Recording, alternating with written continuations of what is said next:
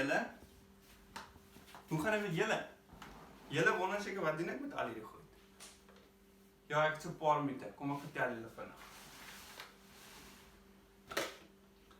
Ek, my vrou en my seentjie is besig om ons volgende vakansies te beplan. En terwyl ons dit doen, het ons sommer 'n bietjie van ons herleef ons vorige vakansies. Nou julle wonder seker, hoekom sal ons dit nou doen? Ons is dan in 'n lockdown. Wel, dit is 'n baie goeie vraag. So kom ek vertel julle hoe dit gebeur het. Toe hierdie hele lockdown en virus storie begin het ek baie angstig begin voel. Maar ek weet ek hoef nie bang te wees nie. Die drie enige God beskerm my. Ek is in die middel van daai driehoek waarvan Tannie Justine so rukkie terug vir ons vertel het in haar video 3-in-1 God.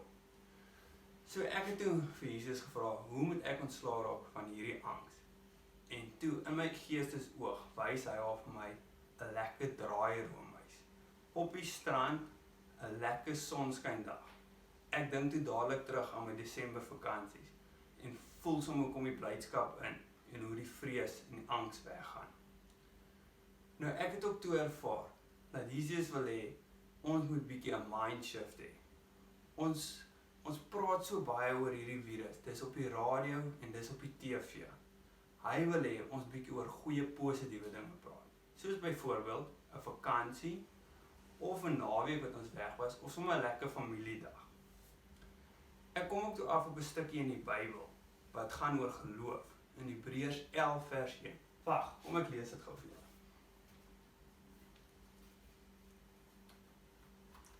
Okay, Hebreërs 11 vers 1.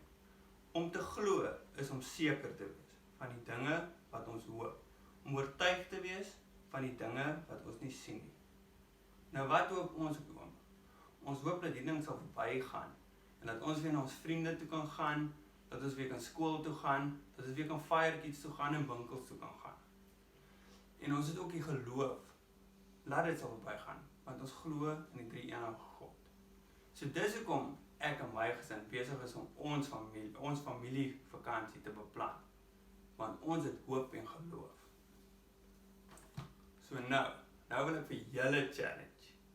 Kry julle huisgesin of die mense rondom jou bymekaar en beplan julle volgende vakansie. Gesels 'n bietjie oor vakansies wat julle al gehad het, lekker naweke weg of selfs familiedae.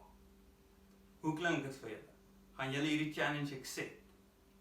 Nou vriende, voor ek gaan, kom ons bid gou saam. Dankie Papa God dat ons weet ons hoef nie bang te wees nie, want U beskerm ons altyd in U driehoek.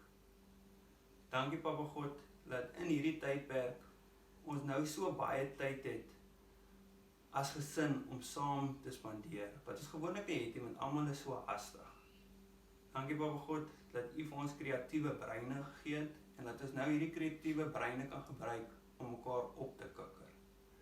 Dankie dat ons in hoop en geloof ook kan weet dat hierdie situasie verby sal gaan. Amen. Okay julle, dit was lekker om met julle te gesels. Ek hoop julle geniet om met julle gesinne te praat oor lekker vakansies wat julle al gehad het en julle beplan lekker aan julle volgende avontuur. Sien julle binnekort by Fire Kids. Totsiens!